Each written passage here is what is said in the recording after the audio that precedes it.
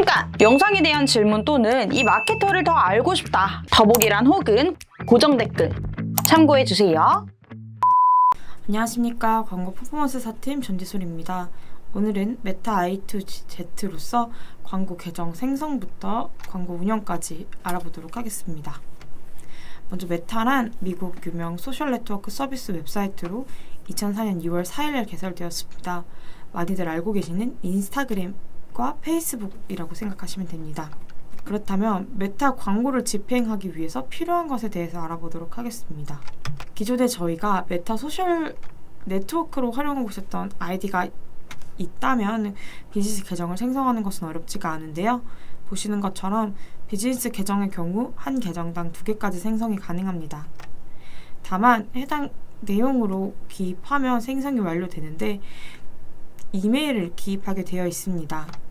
보시는 것처럼 중복된 이메일을 기입할 경우에는 가입이 불가능하기 때문에 한 계정에 2개의 비즈니스 계정까지 생성할 수는 있지만 각각 다른 이메일을 사용하셔야 됩니다. 그 후 계정을 생성하게 되면 보시는 것처럼 비즈니스를 보실 수가 있습니다.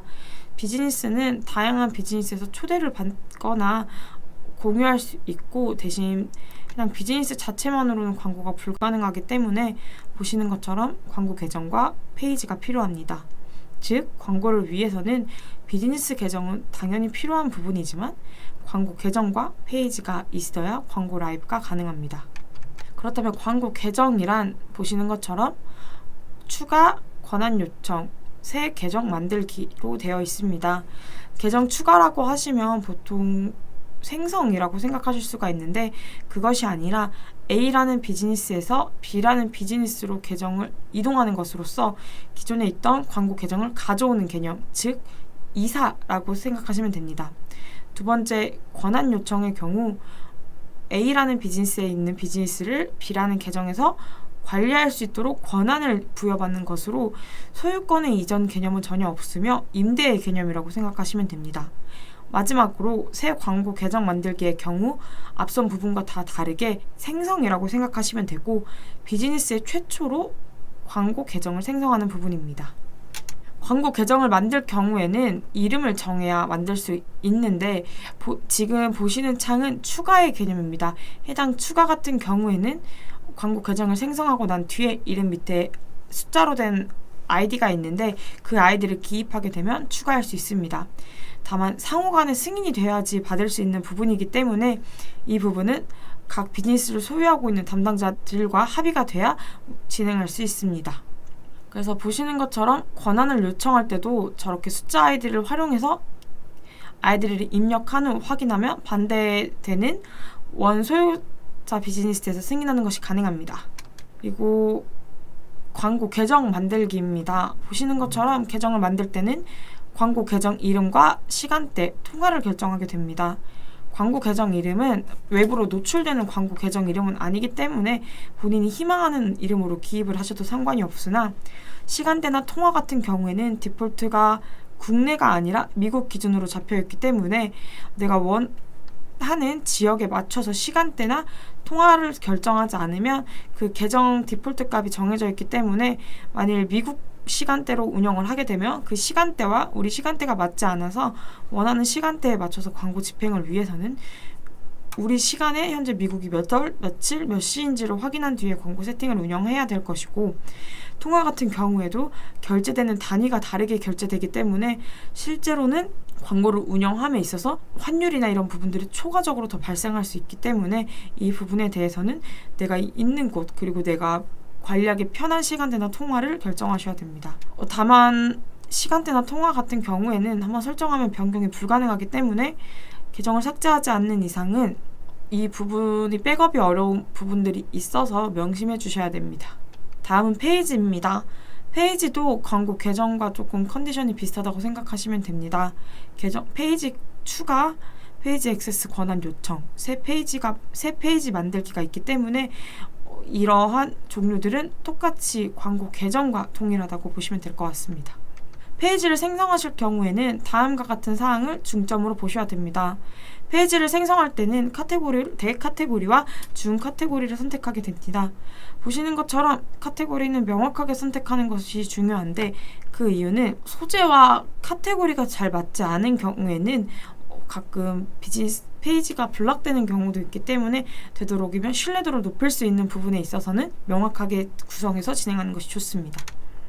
다음은 인스타그램 연동입니다. 인스타그램 연동 같은 경우에는 비즈니스별로 진행이 되며 비즈니스별로 연동할 수 있는 계정의 수는 없으나 중복으로 계정 추가는 불가능합니다.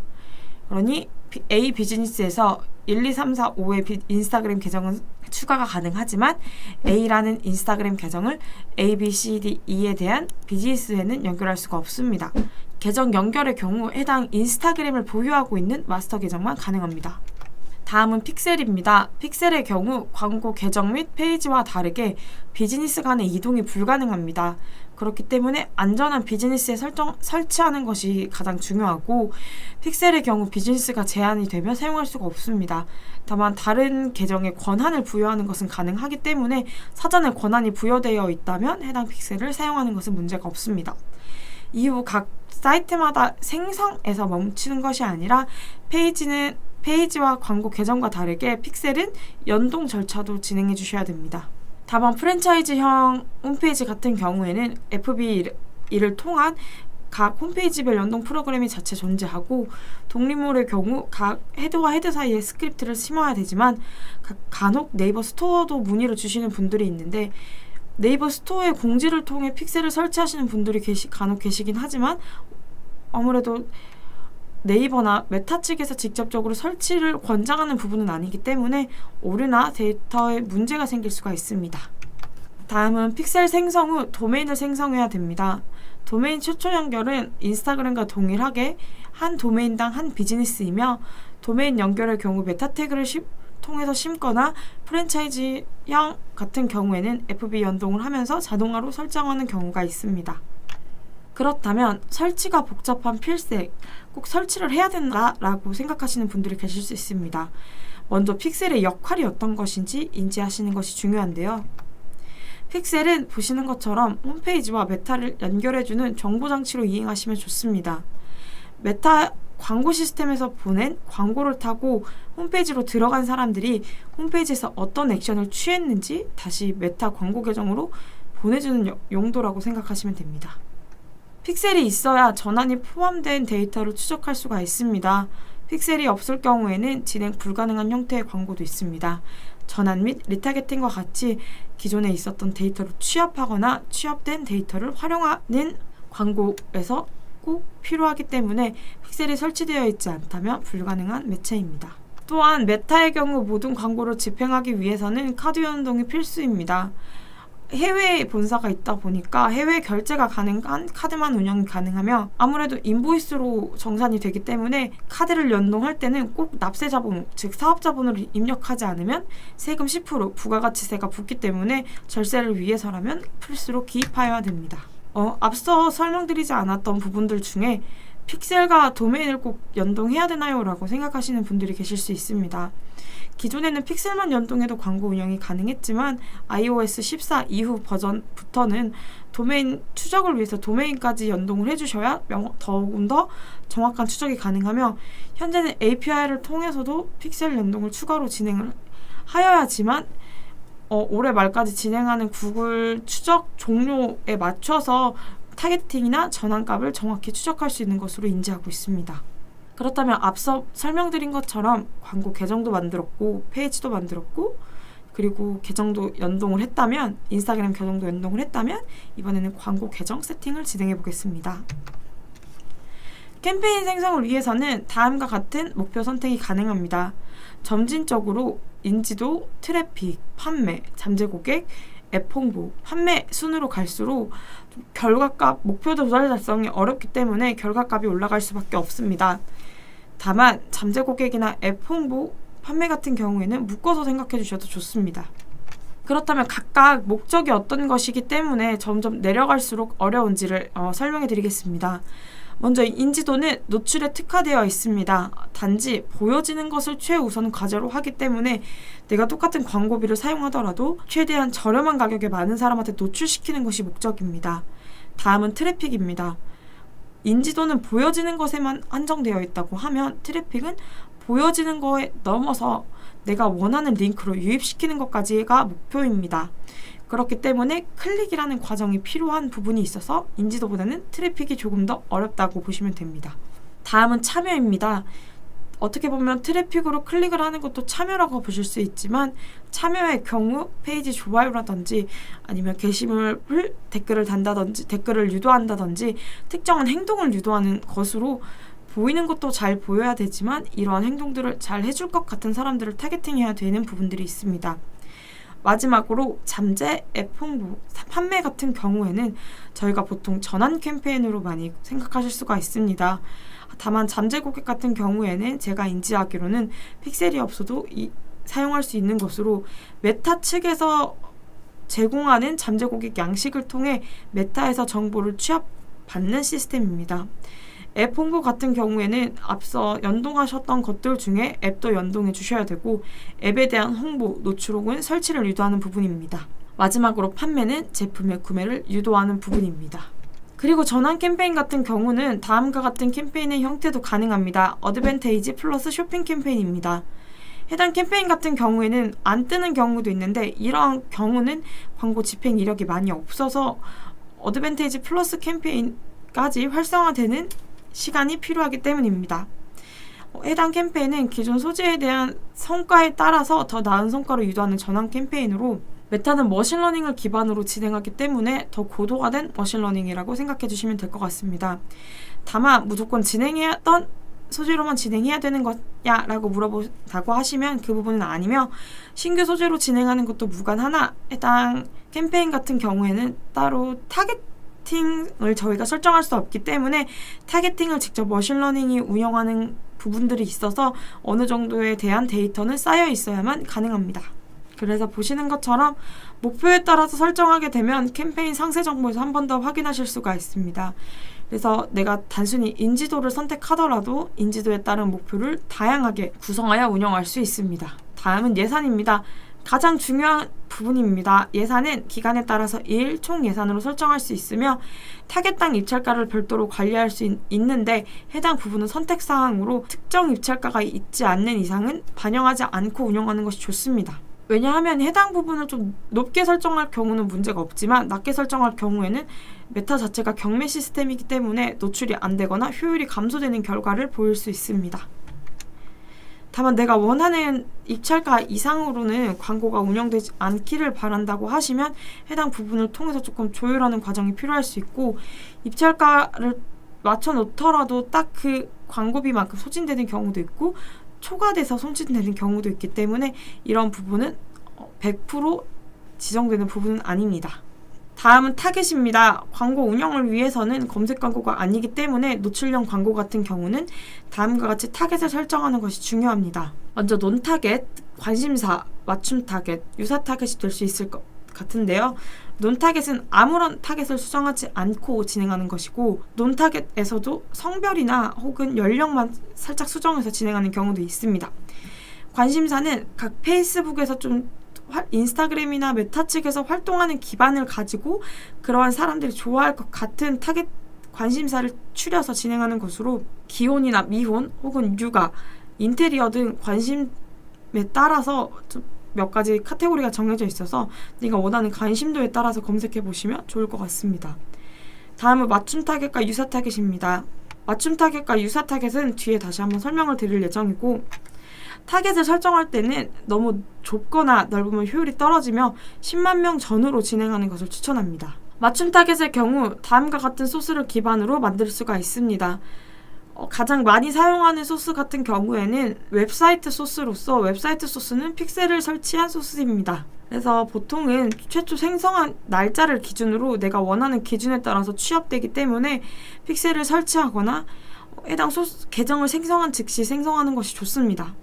또한 유사 타겟의 경우 그러한 만들어 놓은 관심사나 맞춤 타겟을 통해 이러한 타겟과 유사한 타겟을 설정하는 것으로 퍼센테이지로 진행이 되는데 1%, 2%, 3%가 굉장히 큰 광범위한 구성이 되어 있기 때문에 보통 2% 이상 차이가 나면 많이 차이가 난다고 보시면 되고 3% 이상 차이가 날 경우에는 기본 베이스 소스와 성향이 많이 다르다고 생각하시면 됩니다. 노출 위치의 경우 보시는 것처럼 선택하거나 다양한 플랫폼을 지정하여 특정한 플랫폼만 노출시킬 수가 있는데 페이스북에서는 최소 2개 이상의 지면을 노출하는 것이 추천하며 일부 지면 같은 경우에는 가로 방향 이미지 혹은 정사각형 동영상 지면만 가능한 부분만 있습니다. 지면별로는 수정하는 것도 가능하나 일부 지면의 경우 수정이 불가능한 경우도 있습니다. 광고 만들기의 경우 신규 광고 만들기, 기존 게시물 사용, 크리에이티브 허브 모의 광고 사용이 가능하며 광고 만들기의 경우 단일 이미지, 동영상, 슬라이드, 컬렉션 형태로 가능하고 기존 게시물의 경우 연동되어 있는 페이지 및 인스타그램 계정에서 업로드된 소재를 가져와서 광고 세팅을 하는 것으로서 게시물을 올려놓은 글 그대로 사용하는 것도 가능하지만 게시물에 사용된 이미지나 영상만 따로 가져와서 운영하는 것도 가능합니다. 마지막으로 크리에이티브 허브를 사용해서 사전 제작한 크리에이티브 허브는 크리에이티브 허브를 사용해 사전에 제작한 컨텐츠를 이용하는 것입니다.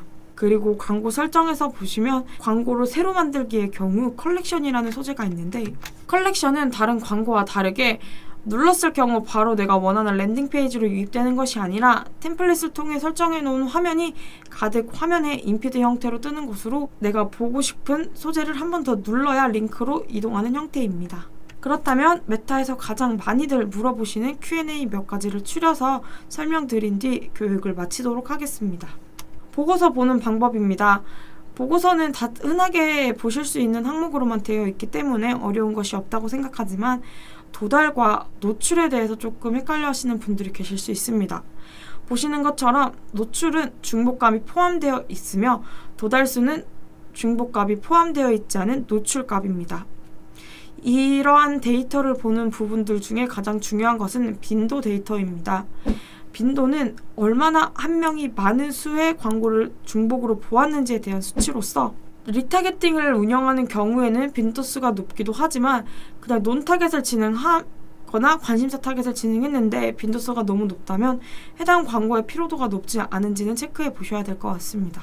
다음은 캠페인 예산보다 적게 광고비가 소진되어 하시는 분들이 계십니다. 광고 계정을 만든 지 얼마 되지 않은 경우에는 결제 신뢰성 문제 때문에 광고 예산이 제한될 수밖에 없습니다. 그렇기 때문에 초반 광고를 진행하시는 경우에는 결제 시스템 자체도 2,500원에 대한 광고가 노출되었을 때 결제 5,000원, 7,500원, 만원 이런 식으로 점차 증액되면서 최종적으로는 100만원까지 도달되게 됩니다. 이러한 부분은 광고 운영하면서 빨리 풀릴 수도 있는 부분이지만 최대 한 달까지 소요되는 경우도 있습니다. 다음은 중복되는 타겟이 많을 경우에는 중복 캠페인으로 노출이 저하될 수 있습니다. 내가 중복되는 타겟을 설정하고 다양한 소재를 세팅하진 않았는지에 대한 부분을 체크해 주셔야 될 것 같습니다.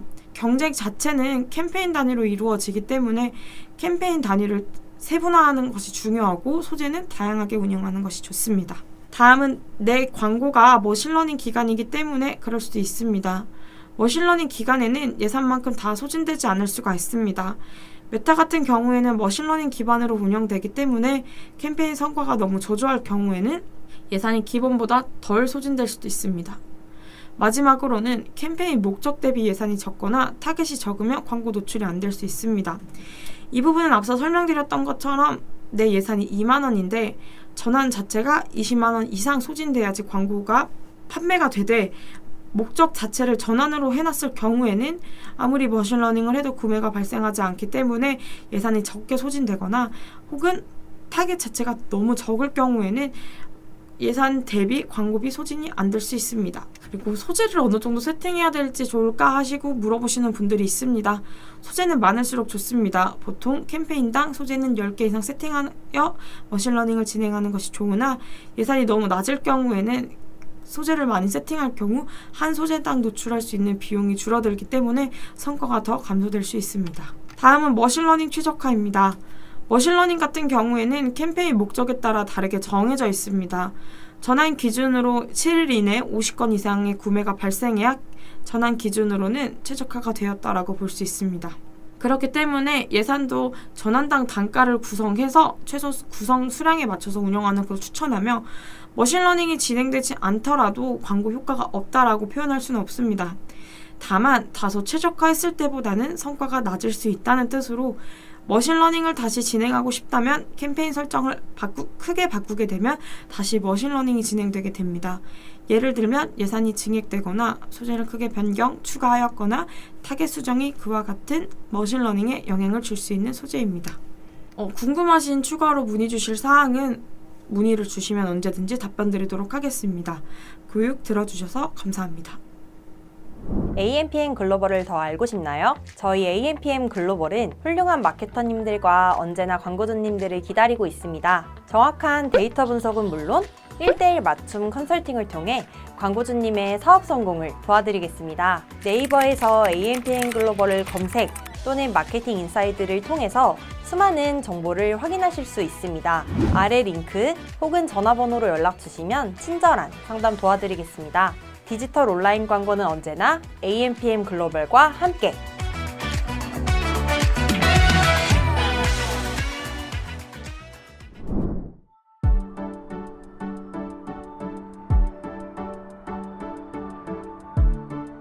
구독과 좋아요는 컨텐츠 제작에 힘이 됩니다.